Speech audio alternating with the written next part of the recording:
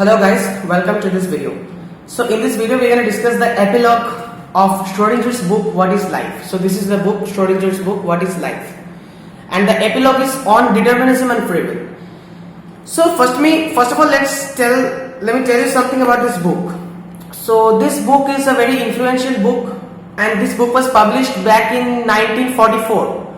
Okay, and this book is in fact responsible for inspiring the work on DNA by Watson and Crick. You know that? So, and this was written by a physicist. Schrodinger was a quantum physicist. He developed the wave equation, and he was among the ones who developed wave mechanics and modern quantum mechanics. So he was not a biologist. He was a physicist.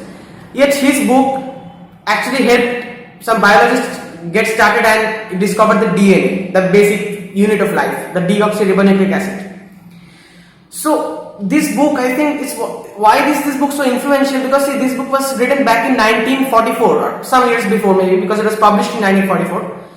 So this book actually touches on both physics, biology, and the interdisciplinary area, the gray area. So at that point of time, physics and biology were considered to be very different fields, right? There was no link between physics and biology. Yet Schrodinger saw the connection. I mean, many people saw the connection, but Schrodinger was one of the few physicists who actually took up this matter and wrote a book out of it, and he seriously explored the biology's most important question, what is life, from the perspective of the physical sciences. So that's what makes this book unique. So before we move on to the epilogue, that's on determinism and free will. So in the epilogue, Schrodinger basically discusses his philosophical implications, his subjective viewpoints. But before the epilogue, I will tell you in very short what Schrodinger says in this book, What is Life. So by the way, before we start the video, this book actually has three parts: What is Life, Mind and Matter, and Autobiographical Sketches. So autobiographical sketches is a very short part, so forget that. Now Mind and Matter is a very important part. There are some topics about science, philosophy, religion, and so on and so forth, about the future and etc. So I will be doing a video about Mind and Matter soon. So stay tuned for that. And in today's video, we will mainly discuss what is life. Okay, so in the first chapter, the classical physicist's approach to the subject. So I would like to quote one thing. See, physics has solved a lot of problems in the real world, but physics, at least at that point of time, has not even touched the problem of consciousness. Why? It is not because the problem of consciousness, it's not because the consciousness was simple enough to be explained without physics and mathematics, but consciousness was much too involved to be fully accessible to physics and mathematics. Let me tell you one simple quote. This is a very famous quote. I forgot who said this actually, but anyway, here as the saying goes that if our minds were simple enough to be understood, we wouldn't be smart enough to understand them. Because see, we are using our own minds to try to understand our minds. So there is some constraints, some limitations. We cannot break free of these boundaries. We cannot view this from any third person point of view. So that's a crucial point. Now in the first chapter, Schrodinger says that, see, first of all, the atom, the basic building block of everything. Why is the atom so small? I mean, why do living organisms need to be so big, need to consist of so many atoms? Like, why is it not that maybe a few atoms make up a human? Why is that not the case? The answer is that, see, in physics, no law is like 100% accurate, 100% deterministic. Now, for instance, there are some dynamical laws. For instance, the solar system, it has been following the Newton's laws of motion pretty accurately for thousands of years, but it's not 100% accurate. I repeat. So in physics, everything is, like especially in quantum physics, everything there is a part played by statistics. And what is the statistics doing? Like there can be exact physical laws only when there are a large number of particles, a large number of entities. Otherwise, exact physical laws will not hold. Exact physical laws, specific physical laws will not hold. Now here's the catch. For any living organism to function properly, we need some exact physical laws that the living organism must follow to maintain life. Why? Because it's very simple. See, life has some amount of permanence. Like life has evolved for thousands of years, and we are living for 80 years, 90 years. Like we have a pretty long lifespan, and so there is some amount of permanence. It's not just random bursts of consciousness which are disappearing and decaying. No, it's some amount of permanence is there. Some amount of stability is there. So that means this system must follow some exact physical laws. Otherwise, this will not be able to maintain its form for so long a time. Okay. And this exact physical laws, for exact physical laws to hold, we need a large number of entities, large number of atoms, not a small number of atoms. Because only when we have a large number of atoms, only then we can define some exact laws. Because if we try to zoom in, if we try to focus on only small number of atoms or only a single atom, maybe we will see random behavior. We will not see any orderly behavior according to any laws. So Schrodinger gives many examples like paramagnetism and Brownian motion and diffusion. So for instance, you can see this picture here. The concentration here is more and the concentration here is less. So obviously, as you know, these particles will move from this side to this side in this direction. But so see, when you are considering the system in its entirety, you see there is a definite, like this particle is moving in this direction. There is a particular physical law it is following.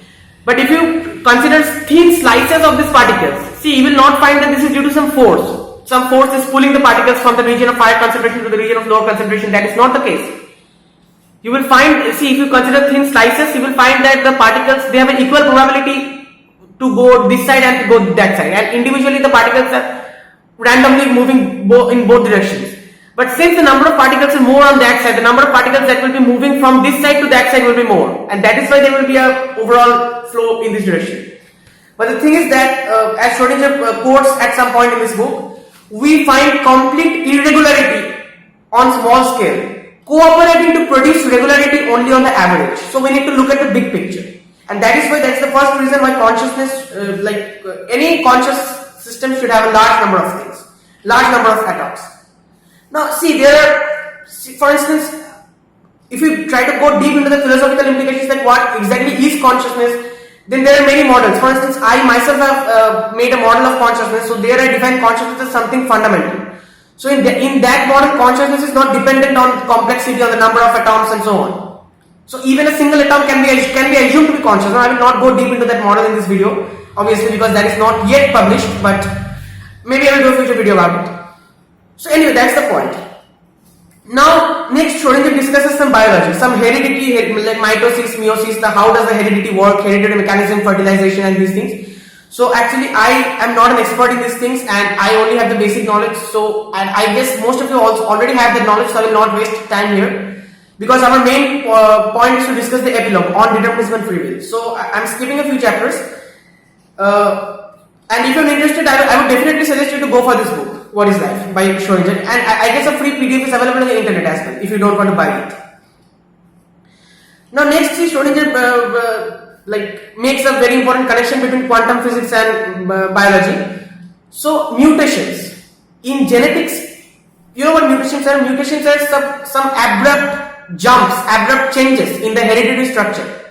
These mutations can be for the good, can be for the bad, cancer and these things, you know what I mean. So what are these mutations and what are exactly causing these mutations? So in mutations can be defined like there are no intermediate steps. From step A to step B there is an abrupt change. There are no intermediate steps. And in the same case in quantum mechanics, for instance, energy is quantized. There are discrete packets of energy. So so a particle cannot radiate energy continuously, cannot absorb energy continuously. There are no intermediate steps. There are only quantum jumps. So these quantum jumps and mutations, there is a striking resemblance, striking similarity, and actually these two are related. These quantum jumps may actually be responsible for these mutations. And these mutations, like there are many kinds of mutations, there are many aspects of mutations. So I can't discuss everything here, but these mutations are very important in biology and in heredity, in genetics. So that's the point. And these mutations, and then we have the concept of natural selection, evolution and these things. So next, one more important point I would like to discuss before moving on to the epilogue on determinism and free will is that entropy. So what is entropy? Actually, I have made a previous video about that, but I will discuss it in short anyway to make this video self-sufficient. So entropy is a very important concept in modern physics. In physics, so entropy, in simple terms, we can say that everything has a tendency in physics. Everything has a tendency to move from order to disorder. Right, from order to disorder with time. As time progresses, the universe is expanding and everything is moving towards disorder, everything is moving towards chaos, and the entropy is increasing, right? But see, if this was the case, in our case, when the entropy is max, forget about our case. I was meaning that when the entropy is maximum, in that case, we have reached an equilibrium. When the entropy is maximum, we have reached an equilibrium, a thermodynamic equilibrium. No changes. So if you leave an object, anything, like if you leave it isolated, some chemical reactions will take place. Such reactions that will increase stability, and then some due to heat motion, these things will happen, and ultimately the thing will reach a thermodynamic equilibrium. The thing will reach a dead state. And even in our case, death means thermodynamic equilibrium. When we die, we reach equilibrium. We reach maximum entropy. But entropy is a tendency to increase, but still we are living for at least for 70 years, 80 years we are living, right? And life actually sucks order from this ocean of disorder. Now how does life does this? That is a very important, that's a very crucial part. So living matter evades the decay to equilibrium. Equilibrium means decay, dead, complete equilibrium, complete disorder. But there must be some amount of order for life to exist, right? So that is the characteristic feature of life, as Schrodinger says here. So, you see, life feeds on negative entropy. See, we are actually, this is a very important concept. See, we are actually, at least for that much amount of time we are alive, our brains, we are actually keeping the entropy more or less constant. We are not letting the entropy to increase indefinitely. So for this, we are feeding on negative entropy of our surroundings. Now this is again a very controversial topic. There are this is not 100% accurate, but that is perhaps likely the best explanation. And yeah, so when we die, we reach thermodynamic equilibrium. Everything is done, and so life maintains a stability. Life is itself an equilibrium, but yet it is not that equilibrium. I mean, life is not totally unstable, right? So there is some amount of vicious cycle. I'm trying to say vicious cycle, like. Once this system has emerged, this consciousness has emerged, this will remain in the same state, not in the same state exactly, but this will remain conscious for 70 years, for 80 years, for 90 years even, maybe. So there is some amount of stability, some amount of permanence. And yet, this stable state is itself not the most stable state, not the equilibrium state. It's in thermodynamic disequilibrium. So that's very interesting. And yeah, so I would like to say one more thing. See, there are two ways to produce order to produce order. One is the order, there are two ways of producing orderliness. Okay. So, see, in physics, so far we have considered the basic thing that everything tends to move towards a more disordered state than an orderly state. And we have considered the idea that it's basically order from disorder. That can be done. So if you are providing external energy to the system, then that can be done. But here we are focusing on order from order.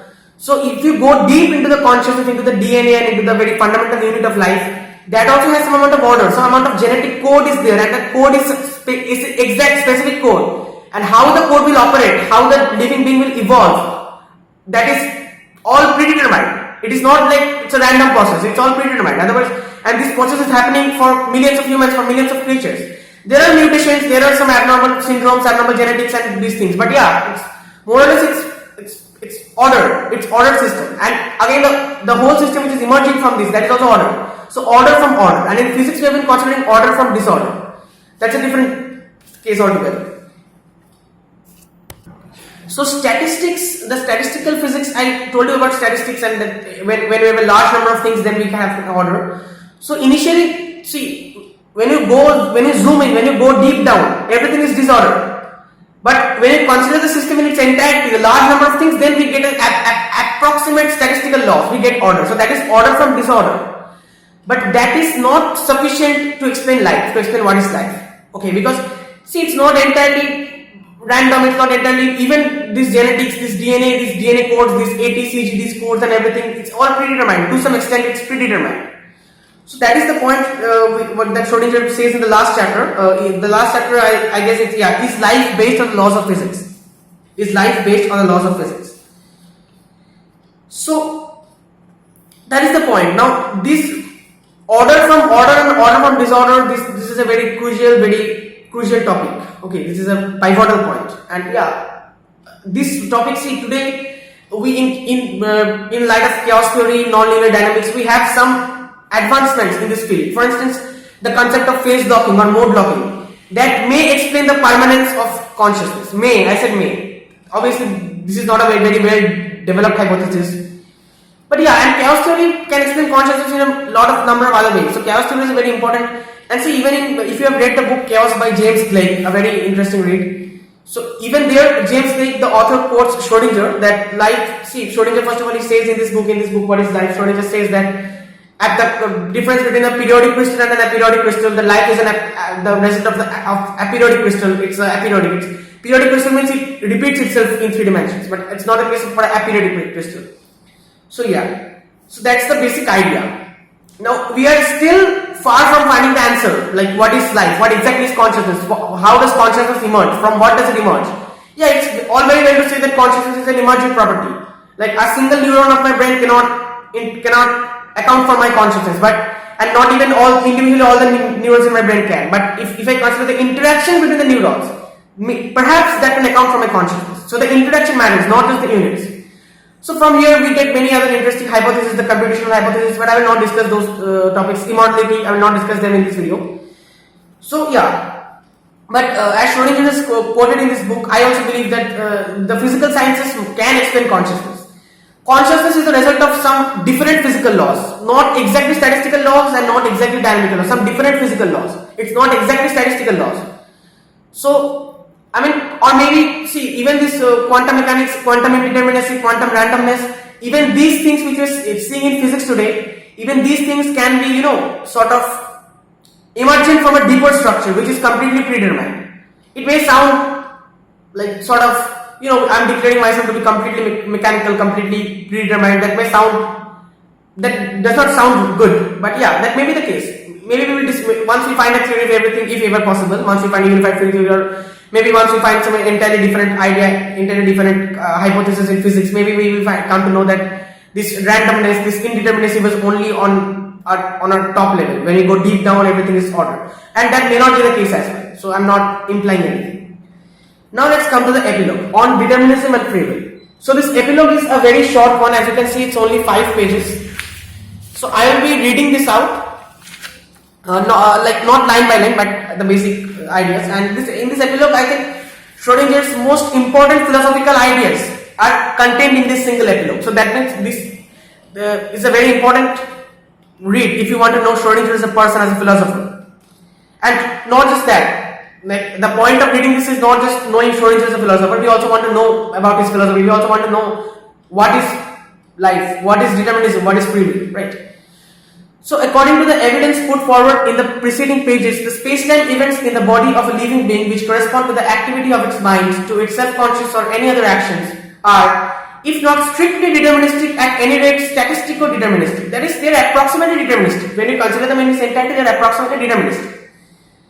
To the physicist, I wish to emphasize that in my opinion, Schrodinger is saying this, in my opinion, and contrary to the opinion upheld in some quarters, quantum indeterminacy plays no biologically relevant role in them, except perhaps by enhancing their purely accidental character in such events as meiosis, natural and X-ray induced mutation, and so on. And this is in any case obvious and well recognized. It's not that this is completely random, we don't know how these mutations are operating. It's not like that.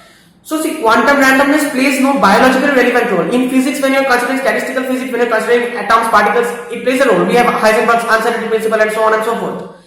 But see, in biology, things are to some extent predetermined. This DNA, the code about how my life will unfold, that is all present in the DNA, in the genetic script. And that is not entirely random, right? And this, my life is I am functioning according to some, so the main point that Schrodinger is making is that I am functioning, my life functions according to some specific laws of nature, So see, my body functions as a pure mechanism according to the laws of nature, number 1. Number 2, I know by incontrovertible direct experience that I am directing its motion. Obviously, I am doing this. Whatever I am doing, I am doing it. Right? At least I have no conscious awareness of somebody else controlling me, right? What I know is that I am controlling myself. I am controlling my life.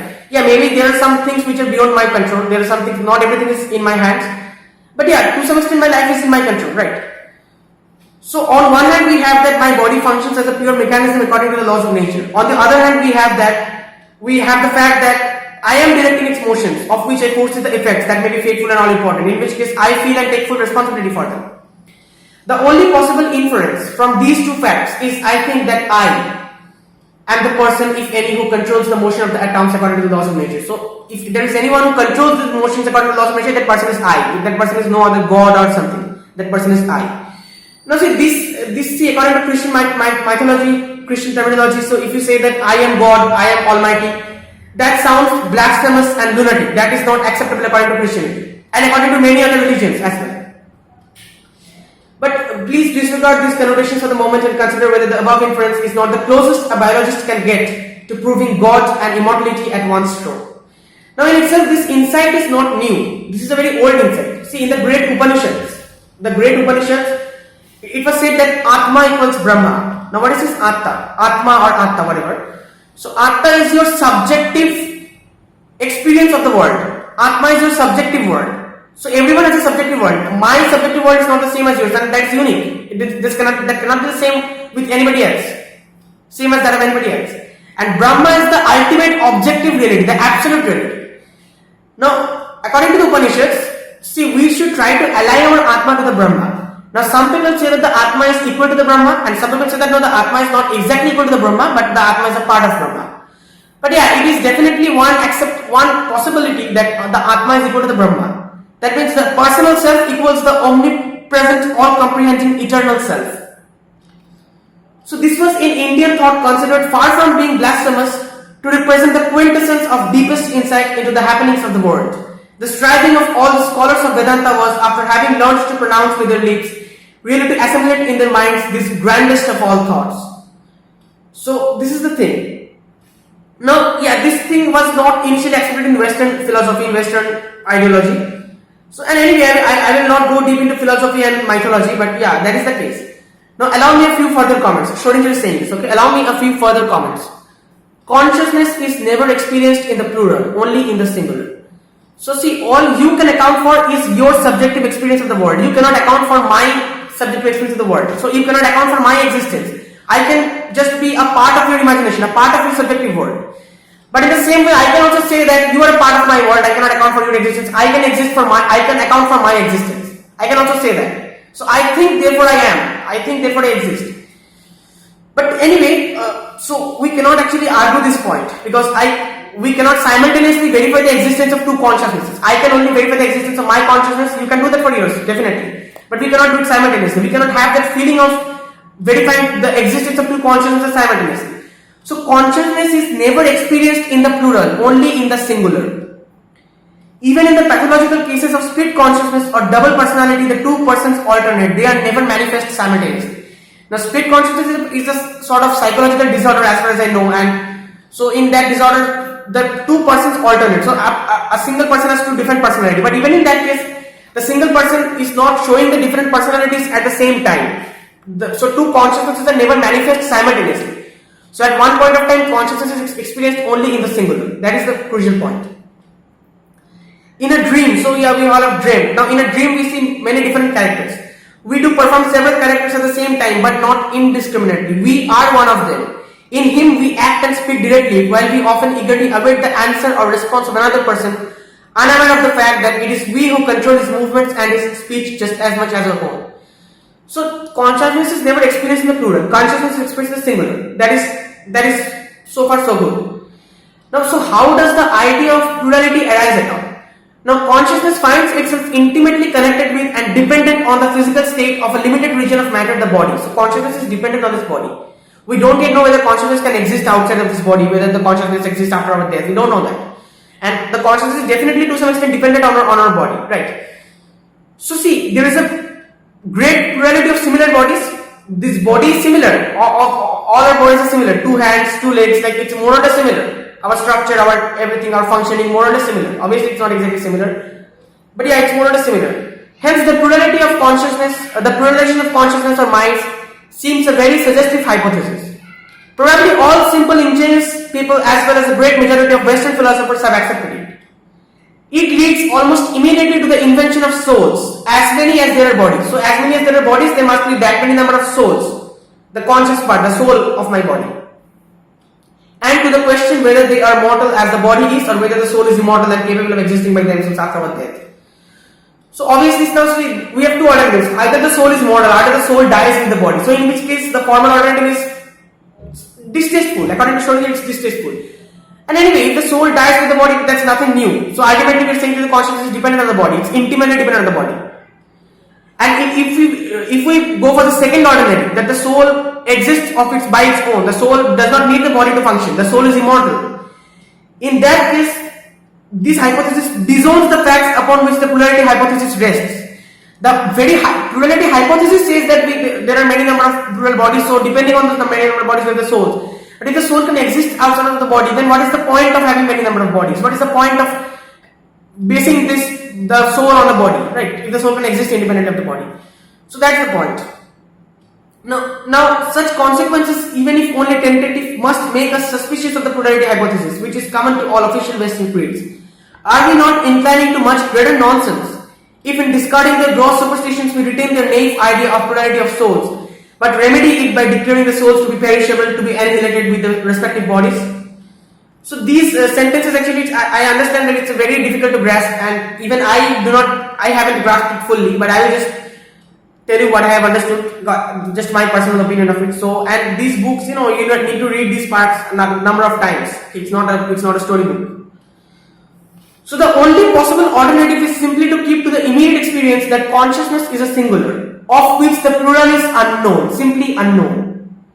That there is only one thing, and what seems to be a plurality is merely a series of different aspects of this one thing.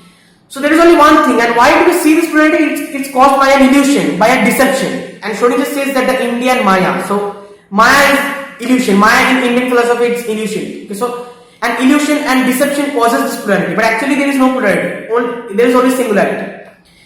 Now see, there is this concept of oneness. Actually, there in philosophy, in metaphysics, this concept of oneness is a very important concept. For instance, if I ask you what is a table, so what is a table? A table is something. Now something. What is something?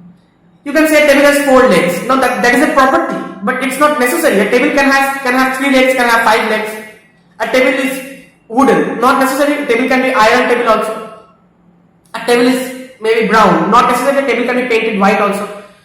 So see, we are trying to define a table by its properties, but a table cannot simply just be its properties, and its properties can be changed, right? So a table cannot just be its properties. What is this ultimate table? What is the table itself? The properties are added on the table that can be changed. Yeah, so the properties makes this table different from that table maybe. But what is the table? So see, if you think about this, you will come to realize that this table must be something which has no property. No property means it must have no dimensions. Like it cannot be seen, it cannot be felt, it cannot be perceived by our sense organs in any way. It cannot be perceived by our sense organs in any way, right? Because if it cannot be perceived, then also that will become a property. So that means we have an invisible something, an invisible, imperceptible something. So, and this something lies at the root of the table. So this is the table. But if I say what is a pen, so at the heart of the pen also this same thing will lie. So there is no way to separate these two things. The soul, let's call this a soul for convenience. So the soul of the table and the soul of the pen, is there any way to differentiate? No, because these are propertyless. You have no dimensions, they have no dimensions, nothing. So how can I differentiate? So that means every object, everything in this universe, at the root of everything we have that one thing, that same thing, and that one thing we don't know what that is. So from here we get the concept of oneness. Everything is one thing and only different aspects, like the addition of different properties, we are getting a table, we are getting a pen, we are getting a pencil, we are getting different things. But yeah, this is not the only way to look at the situation, because in metaphysics there are some other interpretations as well. Like a table is maybe a collection of its properties with some level of continuity remaining throughout. That is also another definition. So anyway, now I'm reading from Schrodinger's, I'm quoting Schrodinger now. There are of course ghost stories, elaborate ghost stories, fixed in our minds to hamper our acceptance of such simple recognition. Example, it has been said that there is a tree there outside my window, but I do not really see the tree. By some cunning device of which only the initial relatively simple steps are explored, the real tree throws an image of itself into my consciousness, and that is what I perceive. So I'm not seeing the real tree, I'm seeing the image of the tree. I'm seeing that. Obviously this is true. See, in neuroscience we don't perceive everything exactly as they are, but here the context is different.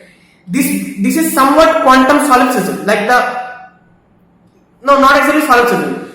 According to solipsism, the outside world is just ideas in our minds. The outside world does not exist independently. And according to objectivism, the outside world, the outside objective reality, there is an existence of objective reality. Like even if I am not there to observe the moon will still be there in the sky. The moon is not dependent on my observation, on my existence. But according to solar system, the moon exists only in my mind. I can perceive the moon like that. But anyway, it's not exactly solar system. What Schrodinger is saying is that if you stand by my side and look at the same tree, the latter manages through an image into your soul as well. I see my tree and you see yours, which is remarkably like mine. And what the tree in itself is, we do not know. So in the order of ideas which regards consciousness as a singular tandem, it's conveniently replaced by the statement that there is obviously only one tree and all the image missions is a ghost story. So yeah, this is one way to look at the situation. But see, yet each of us has the indisputable impression that the sum total of his own experience and memory forms a unit. The sum total of my experiences, my memory, that forms a unit, quite distinct from this unit of any other person, quite distinct from that of any other person. Like my unit, my memory, the collection of my memories and my experiences and the collection of your memories and your experiences will obviously be different and will be unique. This will be unique for each and every person in this world. So this unit, I can refer to it as I. When I say I mean this unit. Now what do I mean by I? What do you mean by you? Like when I'm saying I, what is this I? So understand this very nicely. If you analyze it closely, you will I think find that I is just a little bit more than a collection of single data, experiences and memories, namely the canvas upon which they are collected. So what is I? I is the ground material. I is the canvas upon which the memories and experiences are collected. So the memories and experiences play no vital role for the existence of I. I will always exist. Understand this very nicely. So I will always exist. I is the ground material. Okay. And upon which these memories, these experiences have been collected. So that's a different case. But I is the ground material. You will on close introspection find that what you really mean by I is the ground stuff upon which they are collected. You may come to a distant country, lose sight of all your friends, may all but forget them. That's a loss of memory. I mean, not memory loss, not the physical condition called memory loss, not the mental condition. But yeah, you can, like it's a virtual memory loss. That's a loss of memory. You can forget your old life after if you're living in a new environment for a long number of years. You acquire new friends, you share life with them as intensely as you ever did with your old friends. Less and less important will become the fact that while living your new life, you still recollect the old one. That fact will become less and less important. You will refer to it in third person, the youth that was I. We often do it, right? Suppose when I will grow up, I will say that when I was young, that boy who was I. I will not say I, that boy who was I. So I come to view my own younger self as a completely different person. In fact, as Schrodinger says, the protagonist of the novel you are reading is probably nearer to your heart, suddenly more intensely alive and better known to you. The novel which I am reading now, I know the hero of the novel more nicely, better than I know my own self 30 years ago. That means Schrodinger is saying that basically we live in the moment, we live in the present. All that matters is this present moment, this singular experience of consciousness, this present moment. Past is past, future is future. All that matters is the present. And what is I? I is the ground material upon which the memories of the past, the experiences, these things are collected. But these things play no significant role. I is the ground material. The ground material will always be there, right? That ground material will always be there. Now see, there has been no intermediate break, no death. Obviously, although I regard my younger self as that boy, but the life of that boy and my life, that's a continuity. Like that boy has grown up to become me. There has been no death in between. There has been no discontinuous break, no intermediate break. And even if a skilled hypnotist succeeded in blotting out entirely all your earlier reminiscences, you would not find that he had killed you, because you is the ground material. You is not the memory. Memory acts as a psychological continuity, but you is the ground material. In no case is there a loss of personal existence to deplore, nor will there ever be. So with this, Schrodinger ends the epilogue on determinism and free will. So say, in no case is there a loss of personal existence to deplore, nor will there ever be. So this sense of I will always be there. Now, does Schrodinger mean that this is true as long as we're alive, or maybe even after our deaths this is true? I don't know. See, that is again a very sensitive topic. So it may be the case that there is some, that is in Upanishad it's called the Atma, the Paramatta, actually, Paramatma. So, and like after we die, so our consciousness is just lost in the great ocean of Paramatma. Something like that. This is again philosophy, not science. But still I'm sharing it with you. So yeah, we see basically afterlives. Actually, I'm currently very much interested in this topic. Like all of a sudden I got interested in this topic actually due to some recent happenings in my life. I lost my grandfather to COVID, and yeah, so that's an interesting question, right? So what happens after death? So there's an interesting thought about this. Interesting thought that you will be after your death that thing which you were before your birth. But again, it doesn't exactly answer the question what, right? What was I before my birth? What will I be after my death?